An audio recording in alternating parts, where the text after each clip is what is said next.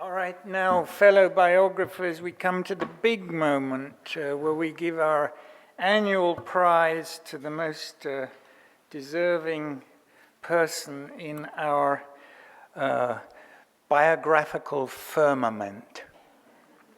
And this year, I am delighted that the choice by a special committee is to honor our creator,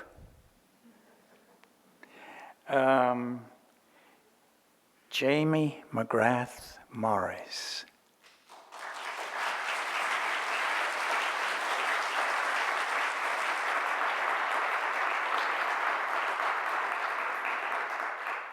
He follows a number of very distinguished recipients of the prize, but I want to explain a little bit of why I think this is such a great decision. Because I think of Jamie not only as a friend, as a fellow biographer, but a biographer and entrepreneur. And now Jamie is, I hope, going to tell us the actual story of how exactly he came to create and name our bio organization. But I just want to say in advance how much I admire Jamie's energy and entrepreneurial spirit. And I say that because I too dreamed of starting a biographical organization or center for biography and the study of biography in Britain over 20 years ago, using a university college in London, Royal Holloway, and then De Montfort University in the Midlands. It failed. Not only because of me, but because the notion of that center in Britain was very much a top-down idea. In fact, we got a huge government, what seemed a huge government, £100,000 grant to do a feasibility study. We were trying to do something from above with government funding. And Jamie, bless him, he'll tell us exactly how it happened. But he started the other way, from the ground up. And I really look forward to what he can tell us of the inside story. Before he does, though, let me just say how much I and others admire Jamie as a biographer. He's written 4 major biographies: The Rose Man of Sing Sing, a true tale of life, murder, and redemption in the age of yellow journalism. He's written Pulitzer, a life in politics and power, print and power. He's written Eye on the Struggle, Ethel Payne, First Lady of the Black Press. And he's written Ambulance Drivers, Hemingway, Dos Passos, and A Friendship Made and Lost in War. Of Roseman, the New York Times said Chapin, the murderer, was quite a character, and Mr. Morris describes him with verve and an eye for colorful detail that match the rip-roaring era he lived in. Mr. Morris writes compellingly of Chapin's fanatical efforts to beat the competition. The review also said that the author lacks psychological depth and historical sweep that would turn it into a heftier work. That was in 2003. Well, in 2010, Jamie took note of that New York Times review because Pulitzer really deserved a Pulitzer Prize. Just a terrific book with tremendous heft and historical sweep. You know, this immigrant to American shores who makes it into the world of American press, who creates the modern American press. And so, perhaps like many of us, but certainly a terrific example of how a biographer improves from his first essay into the world of biography. And Jamie's gone on again beyond that. The LA Times said of Pulitzer, they called it magisterial. Now, somebody this morning was saying magisterial just means excellent. But I'll give you a quote. His biography is not hagiography. And this was what I loved about that book. He sees Pulitzer in all his complexities and with a sense of nuance. Morris looks at the past through the lens of the present and finds curious parallels. That was Jonah Raskin in the LA Times.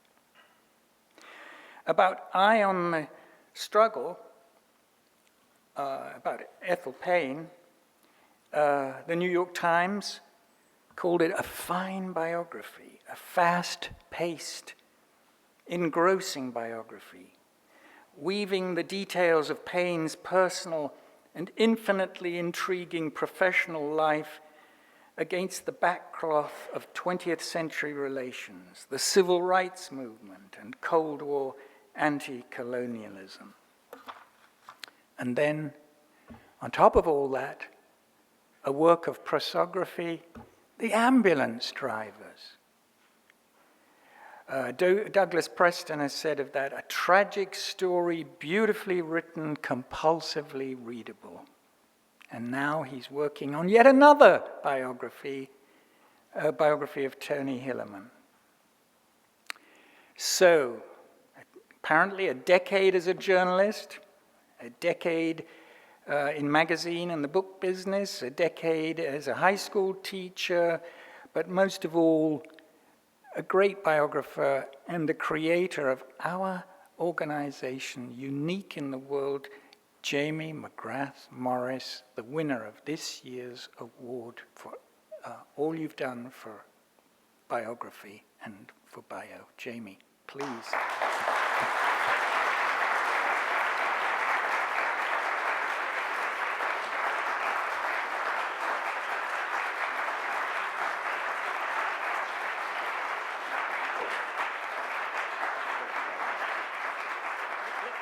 Let me just quote it exactly. For advancing the art and craft of biography as bio co-founder, mentor, and author, awarded on May 18th, 2019. Jamie. Thank you. And it comes also with an honorarium. Oh, terrific. I'll be able to get home. Not by Uber, they charge extra.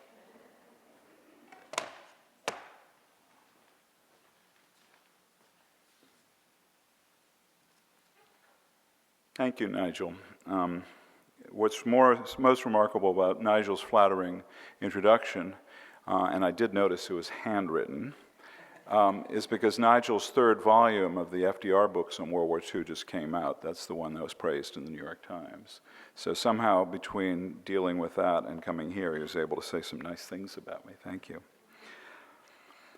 For a guy who talks too much, I'm really without words when it comes to expressing what you have done by giving me this award and this moment. But I have two personal things to pass on. It's made all the sweeter, and you'll be understanding of this, because my brother and sister are here.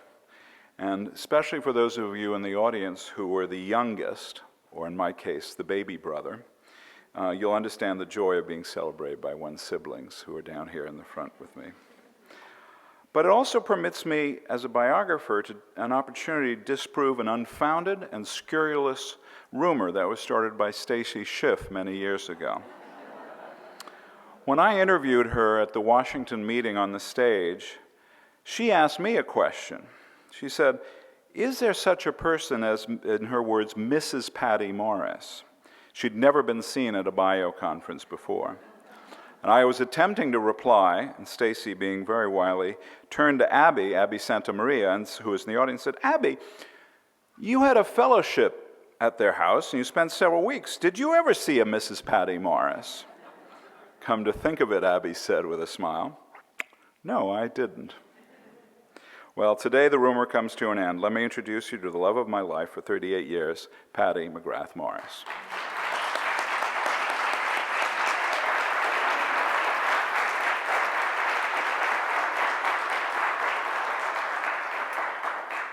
By the way, Abby should also be congratulated. You may have heard that even despite her role in this rumor mongering, she's just received one of the 5 resident fellowships from the Leon Levy Center for Biography right here in this building. So without my glasses, congratulations to Abby. So I want to use my time with you trapped in this room to accomplish 3 things. I want to share with you not the entire Genesis story, but a good part of the Genesis story. There's a danger in that because one of the things you'll learn is it was a group effort.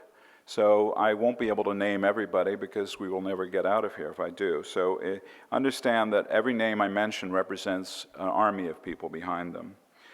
I want to discuss what I perceive as the challenges that we face as biographers, and now some 10 years later, and I want to propose specific ways, 3 ways actually, that bio could contribute to overcoming these challenges. Some of you know that the idea for bio actually came to me during a walk in 2008. I had been publishing the Biographers Craft, a newsletter, for about 3 years, and had about 1,700 people on the end of the line, so I was getting to know biographers quite well, acquaintances as one might call them, because I hadn't met them in person. And I was walking on a dirt road near our house in the foothills of the Sangre de Cristo Mountains above Santa Fe, New Mexico, and I got thinking about writer organizations.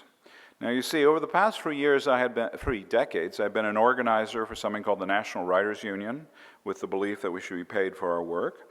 Washington Independent Writers, which was a very active group in Washington in some of the ways bio is. And I'd also served on a newspaper union negotiating team, which was a disaster. But the point was, I had this sense of, in my character, in my DNA maybe, of being a joiner and a mother hen. And those 2 things fit very well when you're dealing with writers. My friend, the writer David Morel, had recently launched something called the Thriller Writers Organization. So I went to the web, as we do, and checked and found out that even romance writers got together. Then again, of course, they're in a craft centered on togetherness, if you get my meaning. So I went back and I published an open letter in an issue of TBC saying if there was support for the idea, we ought to get together. And I was inundated with emails. Many of the people in this room are the ones who wrote me and said, it's a great idea. So David Nassau, who had just created the Levy Center here in this very building, offered us space in the building if we wanted to have a meeting. So you might want to think of this as our Independence Hall. This is where it took place. 50 of us gathered, and the discussion, like all biographers, was rather vigorous. The one I remember most is a discussion of whether or not we would let memoirists in. The decision was no. But I'd like to pause now to ask folks who were part of that gathering then, 10 years, well, it's been 11 years ago, I guess, to stand so we can recognize part of the initial cadre.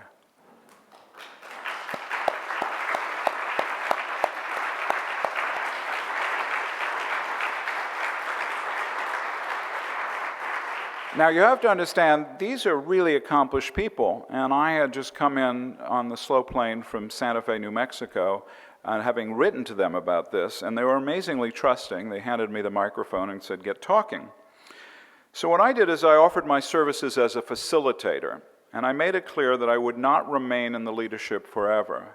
There's a good reason for this. I'd spent time as a reporter in Washington, D.C., and one of the things I noticed about interest groups that are formed around an individual is they don't last. They never build the kind of support necessary to endure. So in the early years, I agreed to do things like serve as chief bottle washer, executive director, president, board member. But what you see and why we live here today, as we were alive today, is I was replaced rapidly by a cadre of excellent leaders who've succeededly shepherded Bio to the success that it is now. And they ought to be recognized as well. So I'm going to ask the following former presidents, Debbie Applegate, Nigel, Brian J. Jones, Will Swift, and our current president, Kathy Curtis, to please stand so you can recognize the work they've done to make this organization possible.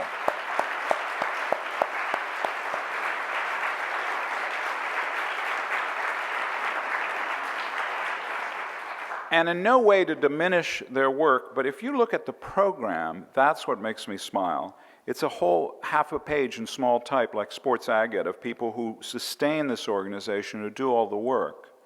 I mean, Michael Bergen, who's over here in the corner, who's our TBC editor. Lori, who I don't have my glasses on. If she's not in the audience, you've seen her coming in. These folks join us and all of these volunteers to make this organization possible. It is sustained by people, not by a person. So we had that meeting in New York City, and we were off and running, and I received an urgent email from Nigel. Well, more like an order. Come to Boston to discuss the idea of holding an annual conference. I didn't know what I'd gotten myself into. The train I took was delayed forever. Any of you who've ridden the train between here and Boston probably think that's a redundancy to say it was delayed.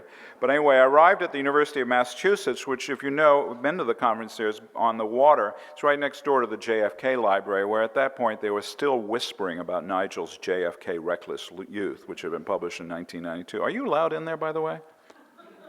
No. Yeah. So in the cafeteria, Nigel introduced me to Ray Shepard. And with pens and papers, and this is where you have to be careful, do not trust memoirs as a source. I would like to say we sat down with paper napkins and plotted the whole thing out. I suspect there's no truth to that. I think we actually had pens and papers, but it sounded better. Anyway, we came up with the idea of the conference, the Bio Prize, and began recruiting volunteers, just the three of us. And the following spring, the first ever Bio Conference was held. Interim President Debbie Applegate gave the welcoming address. Gene Strauss became the first Bio Award winner, and we were off and running. We had a board. Nigel assumed the presidency, and plans were made for the 2011 conference in Washington. In fact, we had a sign that said, "See you next year in Washington." That's how confident we were. We had no idea if the budget would balance. I mean, it was just, we had to set up the website, people, press credit cards. We had quite a tussle with the university for a little while about some costs, but we survived. But I remember standing at the back of the hall, and I called Patty shortly after that, watching Strauss. She was on 2 jumbo screens. Everybody in the audience was absorbed by what she was saying. And I realized that moment that Bio was real. We had collectively done it. So I'd like those who attended the first Bio conference in Boston in 2010 to stand and be recognized.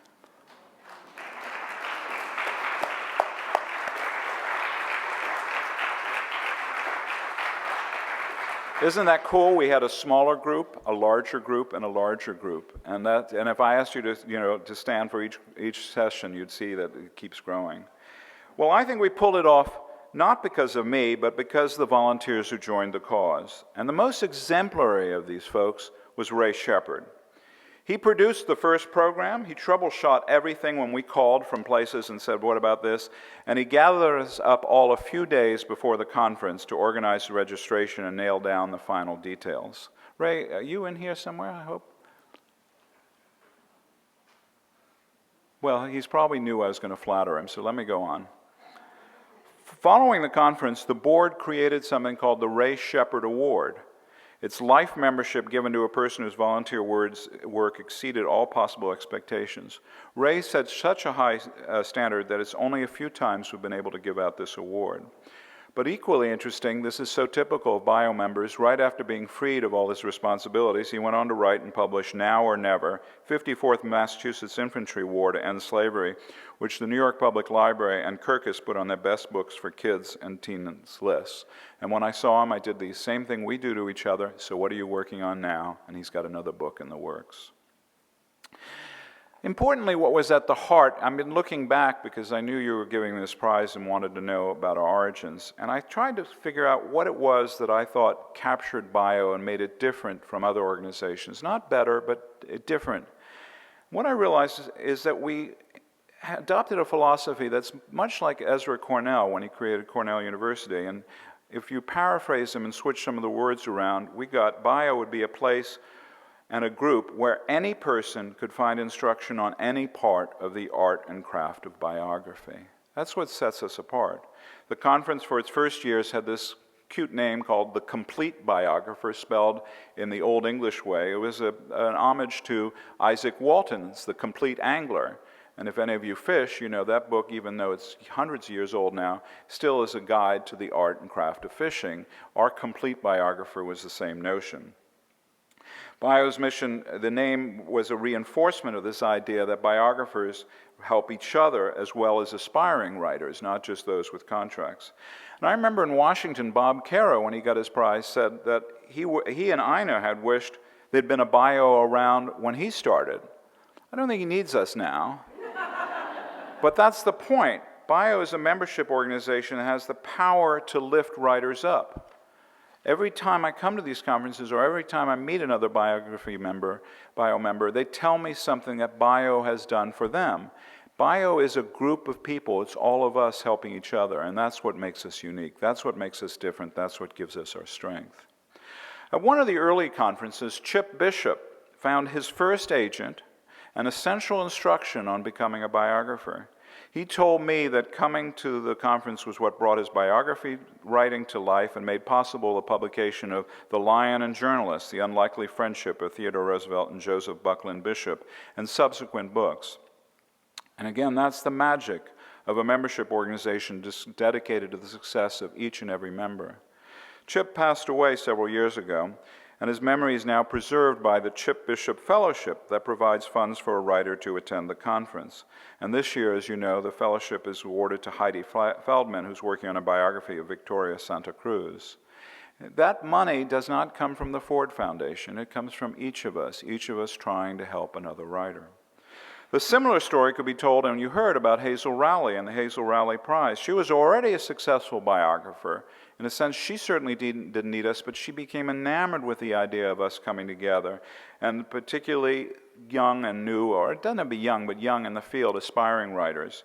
And so the fact that we've named this award for her really reflects her spirit. And as you heard, Holly Van Leeuwen, the inaugural winner, has a book coming out. Again, that's the magic of a membership organization dedicated to each and every of its members. These grants, along with the Robert Caro and Ina Caro Travel Grant, represent the sense of helping each other. Steve Paul, a retired journalist from Kansas City, gained invaluable help from a member, Justin Martin, at one of the coaching sessions that Will Swift started. This one was at the Richmond conference. Then listening to T.J. Stiles and Annette Gordon-Reed in a conversation, he had an epiphany that caused him, we've all done this, oh my God, I got to change the book. He ran back, he went back to Martin, he was writing a book about Hemingway. And Martin said, yeah, that's a good idea. And then he shared his idea with an editor from the Chicago Review-Press. 2 weeks later, she bought the book. That's the magic of a membership organization dedicated to the success of its members. Heather Lee found the same kind of support from us. The bio community, she says, felt inclusive, not exclusive from the start. Will Swift coached her. Kate Burford provided encouragement. Mark Leibson provided Vietnam advice. Brian J. Jones came up with marketing ideas, and Nigel clued Heather into the weird ways that British go about publishing. Bio has been a crucial part of my success in this industry, Heather told me. Whenever I have an issue or a problem with the biz, I have many folks to go to for help and resources. Heather is not with us today. She's busy. Her new book, The League of Wives, The Untold Story of the Women who took on the U.S. government to bring their husbands home, has put her on the road. And meanwhile, Fox 2000 Studio and Reese Witherspoon preemptively acquired the rights. Again, that's the magic of a membership organization built on the success of each of its members.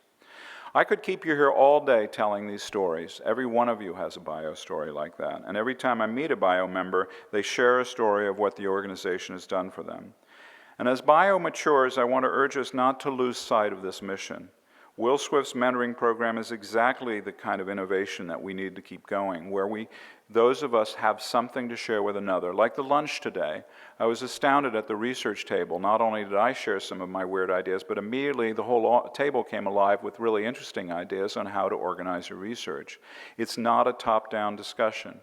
Tables are flat, except if you're 6'2", you might tower a little bit over others, but the point is, it's a discussion as opposed to a lesson. But bio members have done a lot more than just help each other. They've boosted biography by increasing our visibility with the industry. We campaigned to try to persuade the Pulitzer Prize to separate biography from autobiography. We've fought for recognition of our craft. We've talked to bookstores about the idea that there could be different shelves for biography, memoirs, and autobiographies. We've done all kinds of things, including rewarding editors who are the unsung heroes of this craft, to help them through the Editorial Excellence Prize that was launched, so that we draw attention to their kind of work that they do that's so critical to us. I was in here for the panel earlier, and normally what do we do around the last drink of the day? We complain about our editors and agents. Sorry if any of you are in here, but that happens. And Caroline and others were telling stories about the books they turned in. Caroline got a call from her editor. She said, "Do you want the good news and the bad news?" The good news was the middle's pretty good. But she admitted that through the work with the editor, it made it the book it is today. And those editors don't get the kind of credit, but thanks to Will Swift's prize, they do now. Another visible animating example of the animating spirit of Bio as a membership organization, of course, is the launch of the Plutarch prize that we just, Plutarch, sorry, prize that we, really, Brian, when you came up with this, were you trying to get us to say Pulitzer? Plutarch Prize. Brian J. Jones came up with the idea that Bio could have an award like that of the Oscars, where members decide who gets the prize. The Plutarch became the world's only literary award given to biography by biographers. And this again involved a cast of many. Hans Renders, who's our fellow who comes from Amsterdam every year, who's somewhere in this audience. And you used to have the prize for coming the furthest, but I met somebody who came from Sydney today.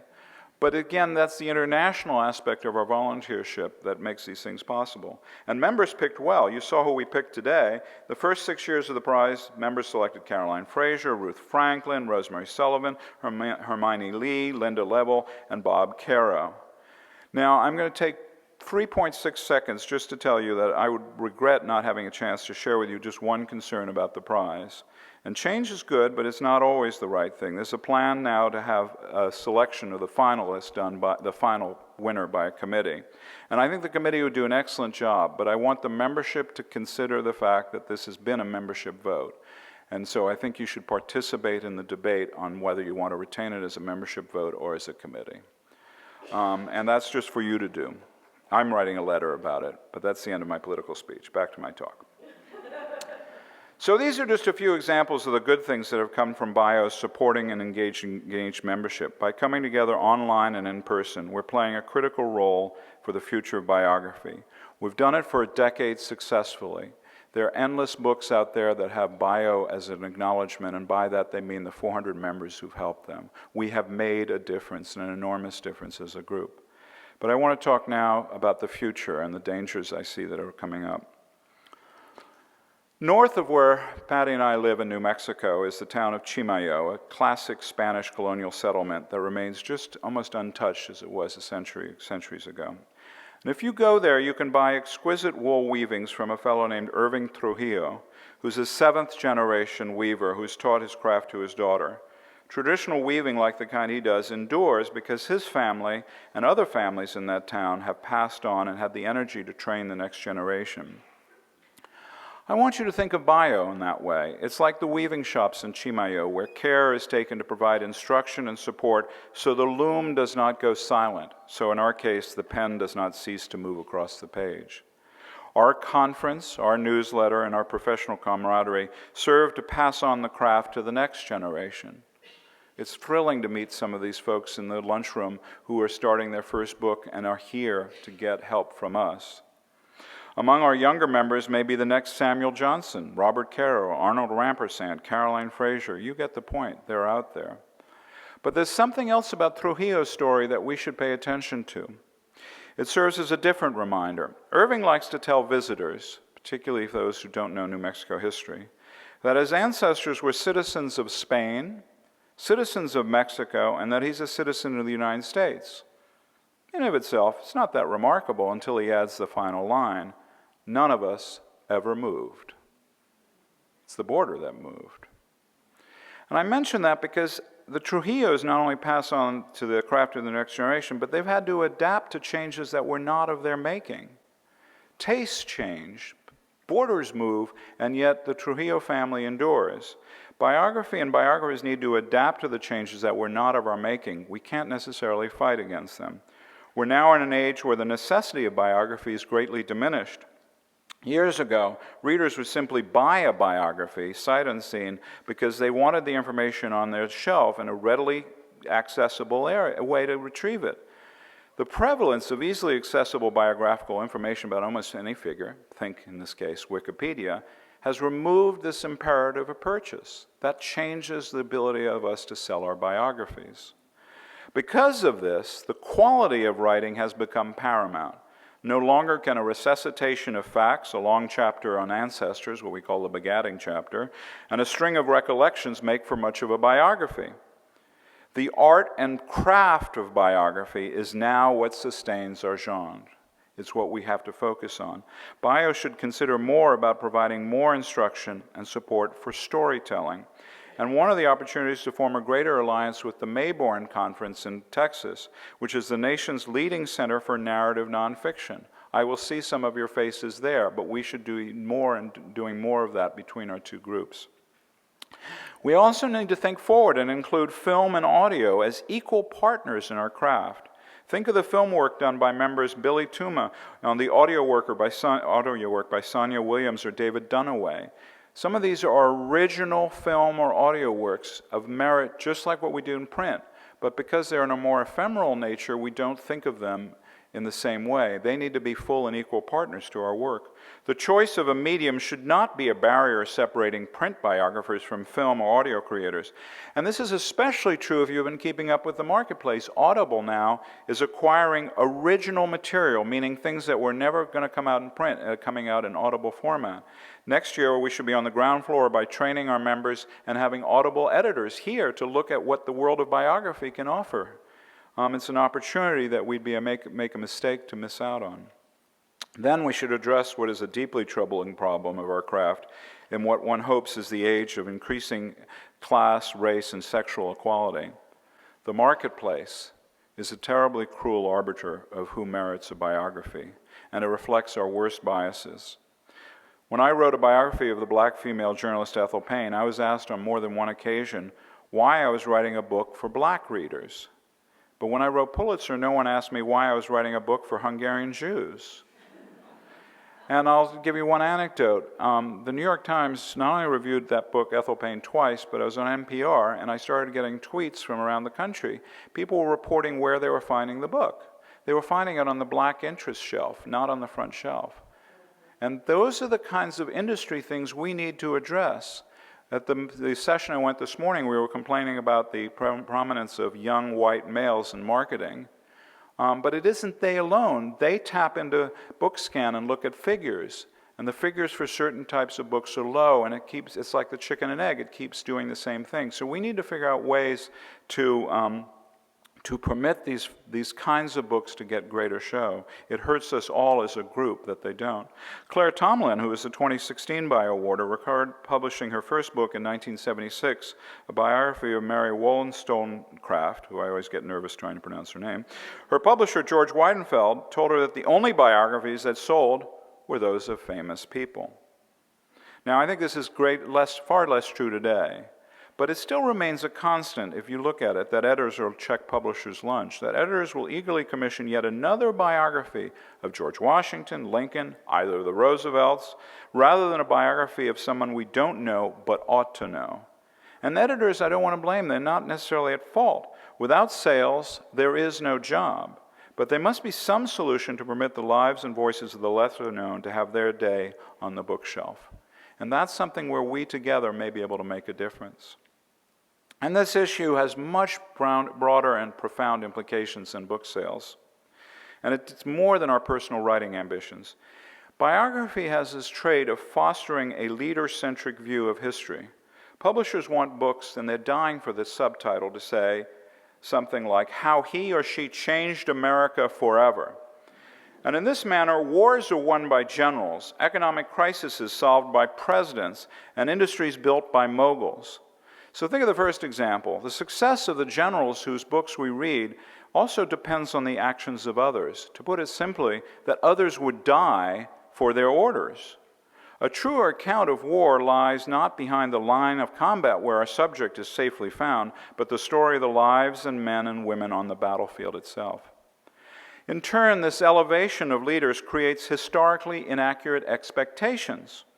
After a spate of Martin Luther King biographies, Diane Nash, who was a veteran of the Civil Rights Movement, observed, "If people think that it was Martin Luther King's movement, then today they, young people, are more likely to say, 'Gosh, I wish we had a Martin Luther King to lead us.' If people knew how the movement started, then the question they would ask themselves is, 'What can I do?'" So our craft has this ability to almost disempower people because of the nature of our leader-centric view. Bio needs to find a way to support and foster works by those whose actions, rather than their fame, merit a biography. And third, and it's almost conversely, it's become a hostile world for unauthorized biographies of powerful figures. And the current attack on the press is an attack on our work. Don't make any mistake about it.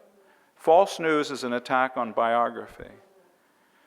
Kitty Kelly presciently wrote about this 9 years ago in her American Scholar piece. She pointed out that without The Price of Power, Kissinger in the White House by Seymour Hersh, we would never have learned some of the things about the man who orchestrated the secret bombing of Cambodia. She recounts how Kai Bird's subject, John McCloy, refused to cooperate and even published a letter to the editor in the New York Times. Undaunted, Bird continued on his work. She writes, "These unauthorized biographers did not bend a knee to authority. Believing in the public's right to know, they presented their truths without apology, and in doing so raised the hackles of their powerful subjects accustomed to deference." And in The New Yorker, which may surprise you of all places, Kelly has a piece this week. She writes about the reparation debate in Georgetown University, and in the article, Richard Cellini, one of the founders of the Georgetown Memory Project, says, and reminds us, "History only answers the questions we ask." And the same is true about biography. And attempts to repress unauthorized works is like limiting the questions we may ask of those folks in power. We must build a rampart against the growing hostility to all forms of reporting, be it the short form in newspapers or the long form in biography. And one way for Bio to accomplish this, now as we celebrate our 10th year, is to consider creating a code of ethics that would make it clear to readers the high standards to which we hold ourselves. A code of ethics, such an idea would hold a series of concepts, and I hope we're going to take this up as a serious offering from my talk. Transparency. Readers should be able to easily determine a biographer's relationship with the subject or the person or persons who control the rights to the material being used. The terms by which a biographer gained access to the source material must be revealed in the book itself. Any of you know, if you've dealt with either a living subject or a recently departed subject, what a treacherous water this is. Justin Kaplan, when asked by Meryl Seacrest what to do on the book she was about to write, he said, "First shoot the widow." And every day I talk to people. I ran into this writing The Ambulance Drivers with the Hemingway estate. They're very tricky shoals to navigate. So I think a code of ethics would include an obligation that somewhere in a book we explain the terms by which we got to this material so that the reader can determine how we wrote the book. The rights of the subject. This is something we overlook all the time. There should be a code of ethics and guidance on how the subject expects to be treated. I'm writing a book that involves folks that don't tend to be in the media much. These are Navajos. And part of my job as an ethical writer is to explain to them that the comments they make to me could end up in a book and what the implications are. They are private folks. Public figures we don't need to give such deference to. They're well trained. So a code of ethics should explain how a subject should be treated. And this could also consider something very risky that people may raise their hackles at. But it's the idea that perhaps our subjects should have a right to share in the profit, the book sales, and a recognition of their right to control some of the information about them. And you know many of the famous cases where a book suddenly became a bestseller about a lesser-known people or group of people, and it was only after the fact that anyone gave consideration to their sharing. Now, most of us earn so little that this idea may become a joke, thinking you're $10 of royalty, let's see, we'll divide it by this way and that way. But still, I think it's a consideration that should be given as we approach each biography with a subject, particularly if we're working on somebody who is one of the hidden figures of life. Sourcing. The Code of Ethics should include that biographers must clearly identify the source of information so readers can make a determination to its reliability. As in journalism, we should think of anonymous sources as being a limited use, perhaps only to those who face retribution or have information that can't be obtained elsewhere.